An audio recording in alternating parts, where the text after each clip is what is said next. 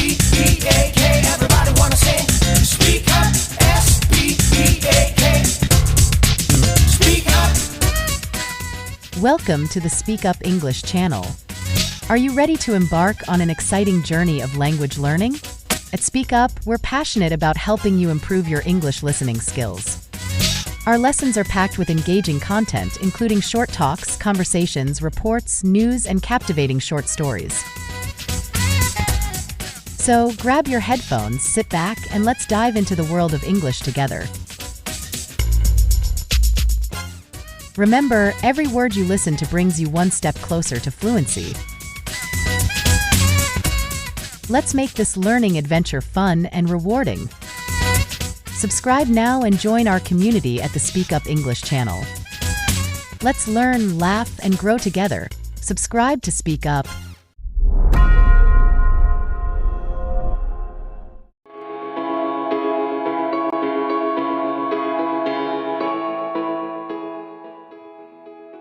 World in a dish.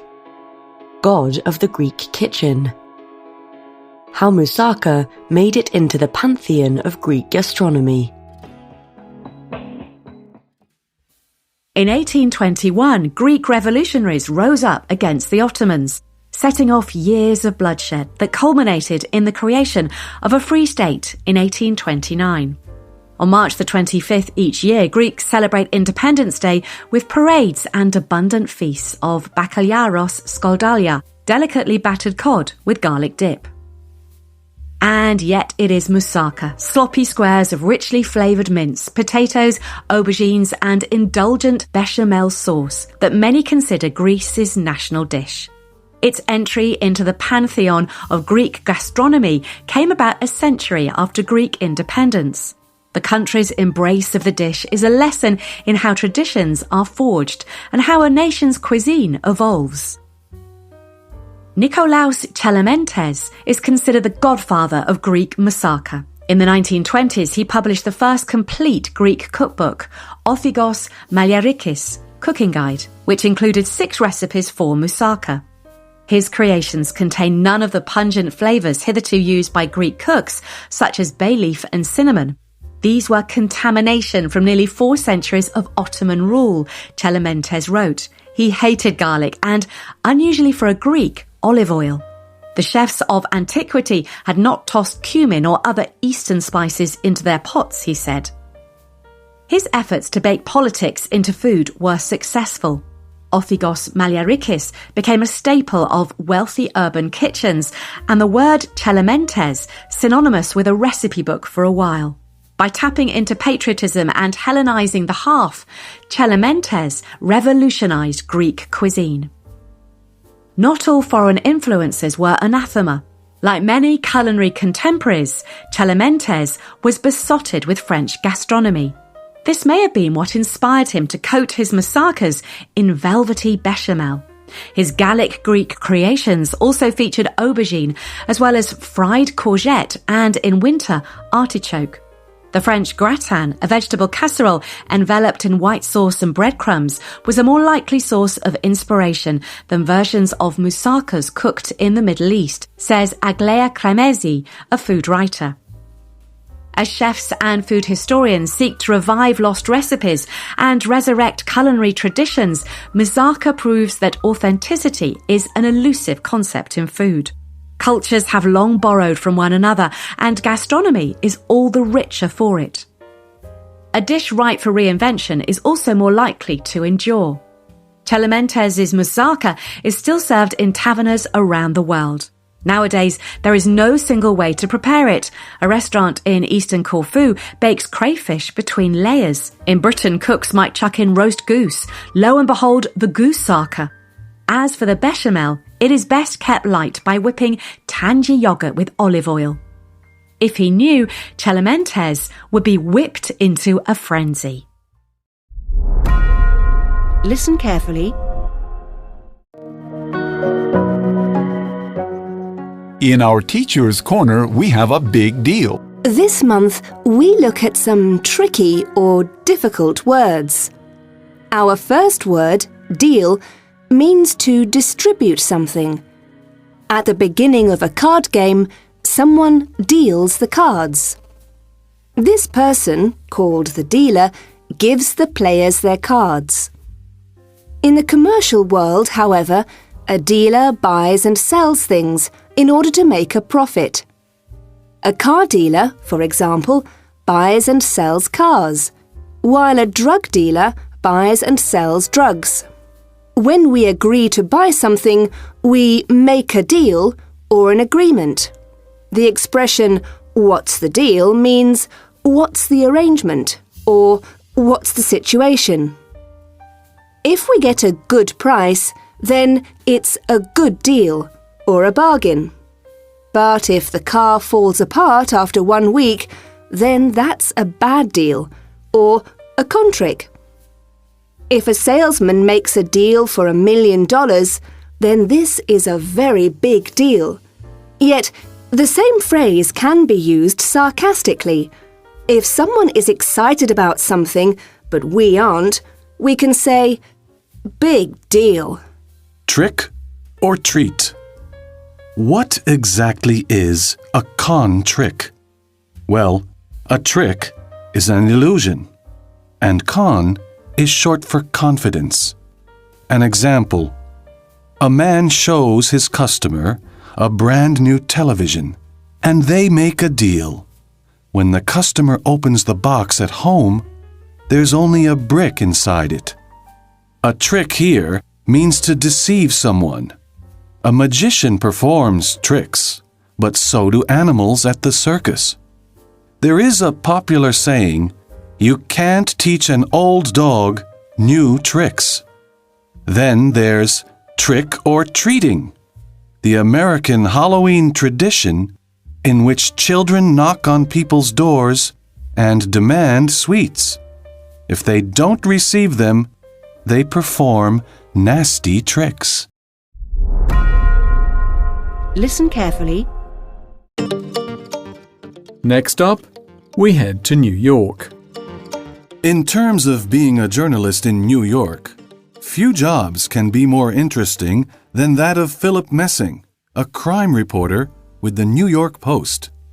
He talked to speak up about his work. I'm working on a story now that's probably going to be in Monday's paper about a man who was arrested in Greenwich Village about a week ago. He was arrested for public lewdness. He exposed himself, and what made the story interesting is that this man is a registered sex offender, and when he went to court to be arraigned, they asked for very modest bail. They only asked for $3,000 bail, which is not a lot of bail, but the judge released him without any bail.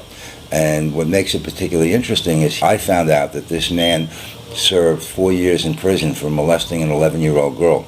And he's running around and he's living in this townhouse in Greenwich Village that his parents apparently bought him that cost as much as $5 million. So he has, some resources, and he's on probation for the next 10 years. And the idea that he's doing this near a school, near a playground, is a news story. Now, this story isn't something that we found out about so much as we were told about it by somebody that wrote us an email. And I started to work on it. I found out a bit about his background. He grew up in a sort of a wealthy home in Connecticut, and I've been working on it for a couple of days. I still haven't found out all that I'd like to know about it, but I did find out a lot. And that's likely to be a pretty interesting story as far as like New York stories go, that you have a man who's 37 years old, he was standing without his clothes on and doing something with himself that he shouldn't have done. And why he did it, I don't know. But all I do know is that he seems to have had an ability to he's out of jail now, and he's on probation, and somebody didn't think it was serious enough, and he's now free to walk around and do it again. So the idea that I know about this and nobody else knows about it makes it a story, In conclusion, we asked Philip Messing what he enjoyed most about his job. But it's still a lot of fun. Every day is different than every other day, and sometimes you get a chance to do something nice for people. Maybe in the middle of the winter, there's maybe a landlord that's a bad landlord and he's not giving people heat. You could call up and maybe embarrass this guy, or you could change somebody's life. You find out that somebody's being mistreated in the courts or whatever. But, there's a lot of fun to it. I mean, the people are interesting. Every day is, cops are very interesting people. Criminals are very interesting people. And, in the best of all worlds, it'd be nice to, maybe my parents would have bought me a townhouse for $5 million, but that's not the way it is. I have to work every day. Listen carefully. Describing places, buildings. Excuse me, I was wondering if you could help me. Yes? Well, in your window it says that you have special rates for trips to Ireland and Scotland. Well, the Scotland deal, it's to Edinburgh actually, is very attractive. Just £500 for a week in the Athens of the North. Flights included, of course. Is that per person? Yes. That's rather dear for me. Well, the Ireland trip to Dublin is £250 per person. That sounds more like it. Actually, I was supposed to go there for a business meeting 3 months ago, but I couldn't make it. Anyway, I heard some really good things about it. Would you say it's worth taking the family there? Oh, yes, definitely. It's a lovely city with a bit of something for everyone. Gorgeous parks, beautiful architecture, and plenty of cultural activities. It's a place with real character. So I'm told. What is there for a family to do? Well, first of all, you should take a walk around the city. Have a look at Dublin Castle, Christchurch, and St Patrick's Cathedral. And while you're walking, you can enjoy the atmosphere of the 18th century terraces and green squares. Well, it definitely sounds like the place for us this year. I'm sure you'll have a wonderful time, as few people seem to be able to resist falling in love with the place. So what else has the city got to offer? Well, the pubs are great. There are some excellent museums too. And Dublin theatres have some very exciting attractions. Of course, there are plenty of cinemas as well. What can the kids do, though? Oh, Phoenix Park is a must. It's one of the greatest parks in the world, with a fantastic zoo and plenty of things to see. They'll be fascinated. There's also a dog racing track which might interest them. On the whole, I'd say that Dublin's a great place for the whole family. Well, it sounds ideal. So what exactly does the deal include? Listen carefully. Aubrey Gordon. You just need to lose weight. And 19 other myths about fat people. If someone doesn't want to be fat, they can just lose weight. Fat people are always unhealthy. Supporting fat people just glorifies obesity. Myths like these have loomed over discussions about weight for decades. These harmful mistruths largely stem from anti-fat discrimination and society's view of thinness as an ideal. Despite being debunked time and time again, these ideas persist because they confirm the internal biases that many people already have against fatness. You Just Need to Lose Weight by Aubrey Gordon features some of the most common misconceptions that society holds against fat people. In this blink, we'll take a closer look at how some of these myths came to be and learn about the difficulties faced by fat people in our society every single day. From the creation of the widely criticized body mass index to the origins of the so-called obesity epidemic, we'll give you the information that will help you sort out fact from fiction. By the time we're finished, you'll be able to reframe discussions surrounding weight, discover and analyze your own internal biases, and support fat activists in their fight to make the world a more inclusive place for everyone. We should not be afraid of the word fat. Author Aubrey Gordon was standing in airport security when she overheard a young girl call her a fat lady. The girl's mother was horrified, but Gordon simply smiled. "It's okay. I am fat," she replied. Refusing to accept this answer, the mother continued to warn her daughter that using this word was inappropriate and that she should never say it again. Gordon has had conversations of this nature many times. Over the course of her life, she's lost count of how many times she's had to convince people that she's not offended by the word fat. This isn't to say that she hasn't had her weight used against her as an insult. Unfortunately, Gordon admits that she's been called much worse things than fat, often by complete strangers. She has overheard servers making remarks under their breath at dinner, and has even been screamed at by angry men while walking down the street. You may be surprised to learn that these kinds of experiences are not the ones that hurt the most. The moments that truly sting are when well-meaning people avoid the word fat by using euphemisms to skirt around it, like the nurse who referred to Aubrey as sturdy while explaining that there wasn't a blood pressure cuff large enough to fit her. For Gordon and many others, avoiding the word only stigmatizes it, making it seem as if it's an insult to be fat. Instead, many fat people are choosing to reclaim the word. For them, fat is neither positive nor negative. It's a neutral descriptor of their bodies. As a society, we've grown accustomed to seeing this word in a negative light, sometimes viewing it as the equivalent of a curse word or a slur. However, Gordon chooses to accept the word for what it is, just one of many that could be used to describe her. She's also blonde, tall, and a woman.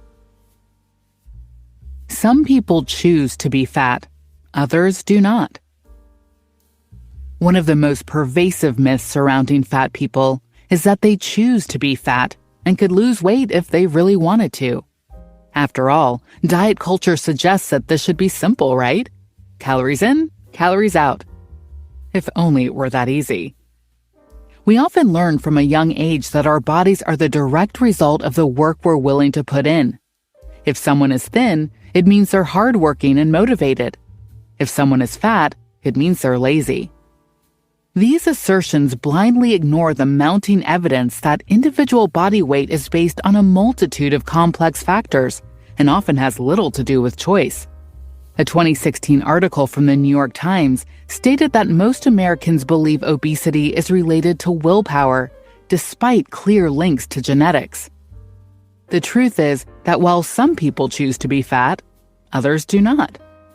Many fat people try to lose weight but are unsuccessful for a number of reasons. There are even several health conditions, such as lipedema and polycystic ovary syndrome, that can make losing weight extremely difficult. Ironically, when very fat people do lose weight, it may actually increase their likelihood of gaining back even more. A study of former contestants from the reality TV series The Biggest Loser found that quick and dramatic weight loss permanently damages metabolism and makes it harder to lose weight as time goes on. On the other end of the spectrum, there are people who identify as gainers. Referred to as fat on purpose by writer Bruce Owens Grimm, gainers are people who aim to openly reject anti-fat bias by attempting to gain weight. Contrary to popular belief, this is not a form of self-sabotage, but rather a protest against discrimination. That being said, not every fat person has tried to lose or gain weight, or even has a desire to change their body at all.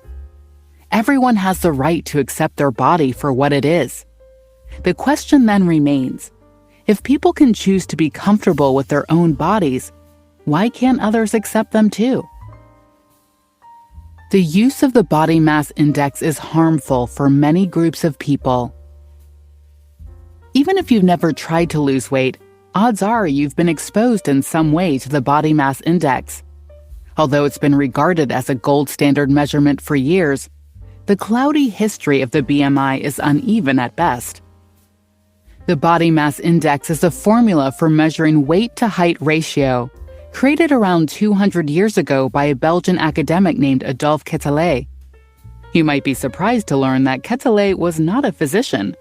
In fact, he didn't study medicine at all. His specialties were mathematics, statistics, astronomy, and sociology. As a mathematician, Quetelet strongly believed in averages. In his eyes, the mathematical mean of a population represented an ideal of normalcy that everyone should aspire to.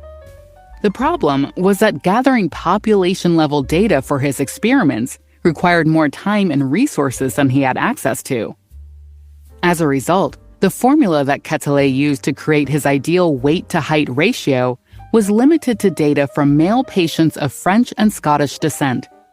And so, the concept of the ideal average being white and male was created. An idea that would be used to justify scientific and institutional racism and misogyny in the centuries that followed. Whatever Quetelet's initial intentions were, he made one fact very clear.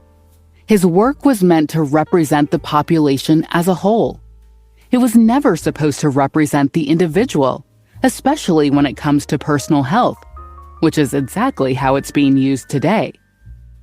Medical reliance on the body mass index is particularly dangerous because it's often highly inaccurate for many different groups, especially people of color. For example, the measurement frequently overestimates risk levels associated with weight for Black people, while underestimating those same risks for Asian communities. The relationship between weight, muscle mass, and health risks is unique to each person and based on a host of different factors, including human biology, our environment, and genetics.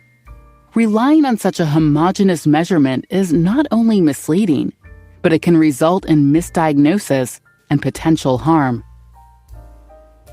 Misleading studies have led to an overblown panic over the obesity epidemic. In the early 2000s, the beginning of a new century brought with it a host of new questions and possibilities. This was also the time when Americans were suddenly and dramatically informed that they were in the midst of an obesity epidemic.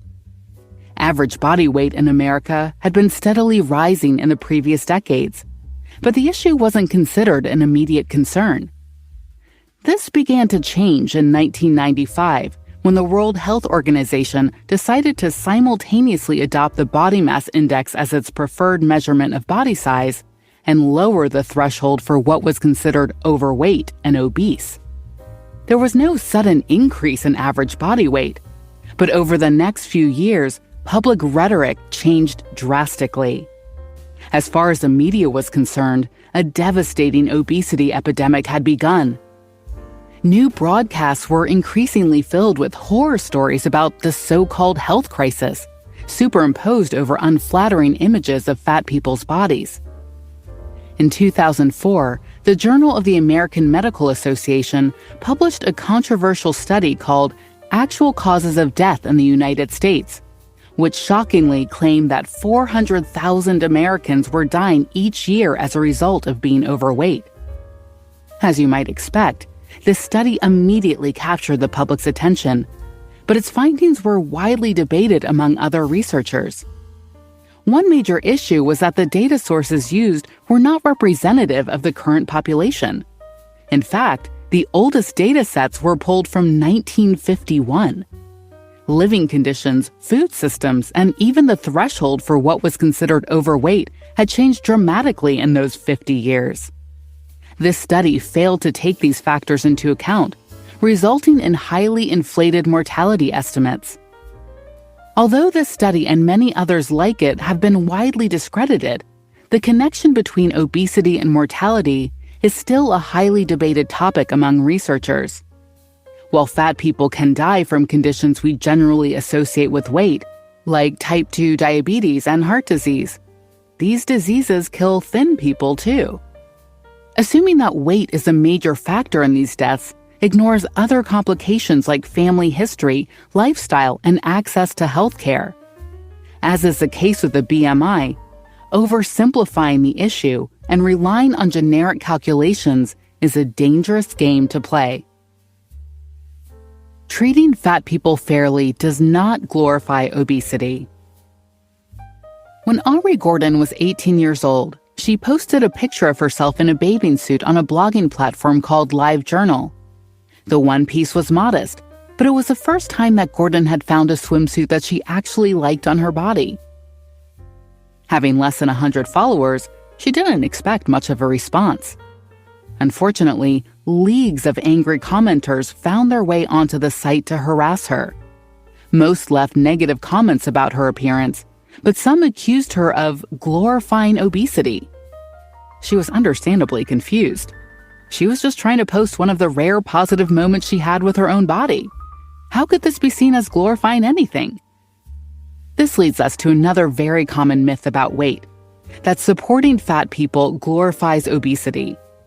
Like the other misconceptions we talked about in previous sections, this idea is deeply rooted in anti-fat bias and body discrimination. Consider for a moment the comments you might see under a picture of a thin person wearing a swimsuit. Odds are the reactions would be overwhelmingly positive. Why then is this not considered glorifying thinness? In the age of social media, This issue is something that fat people have to navigate every day.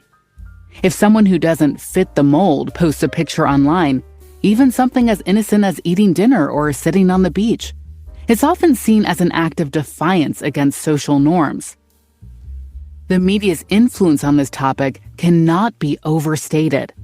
Nearly every news outlet is quick to praise weight loss and mock weight gain. Tabloids will happily chastise a celebrity for gaining weight after pregnancy, then congratulate them when they finally lose the baby weight. Ironically, glorifying fatness has very little to do with the actions of fat people. It is more closely related to the attitudes of those who have never been fat and their anxiety surrounding the topic. The only way to combat this stigma is for these people to put in the work and analyze their own internal biases to discover why accepting fat people makes them so uncomfortable.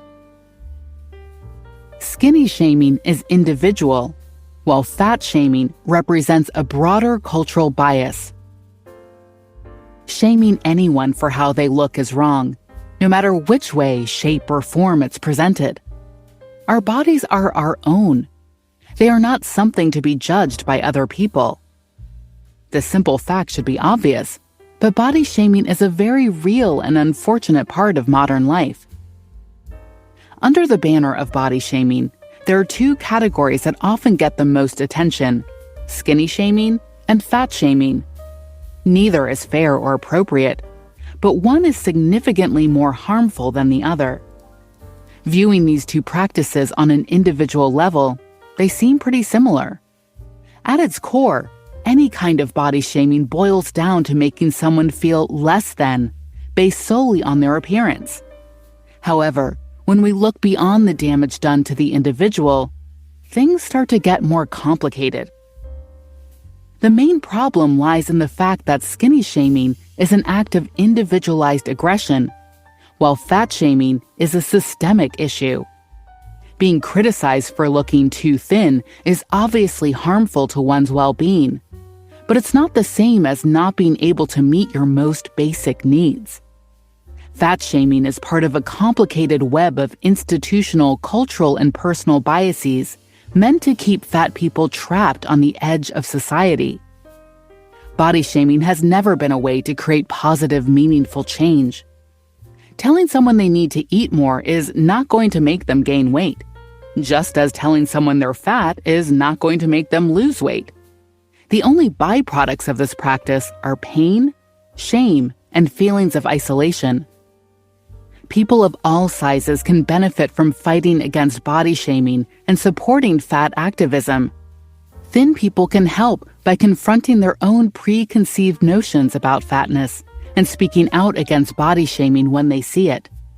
Fat people can support this process by continuing to tell their stories and share their unique experiences. In this blink to "you just need to lose weight," you've learned that myths about weight are deeply ingrained in nearly every part of our society. These harmful ideas stem from a long history of anti-fat bias and are used to isolate anyone who doesn't fit the perceived social norms for appearance. Every day, fat people are forced to defend their own bodies, trying to make their way in a world that was never designed to include them. From the idea that they should easily be able to lose weight, to the concept of the obesity epidemic, our conversations about weight are deeply flawed.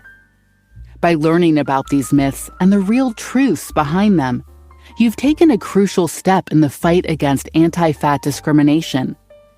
By re-examining our own internal biases and actively supporting the work of fat activists, we can help make the world a more inclusive place for people of all shapes and sizes.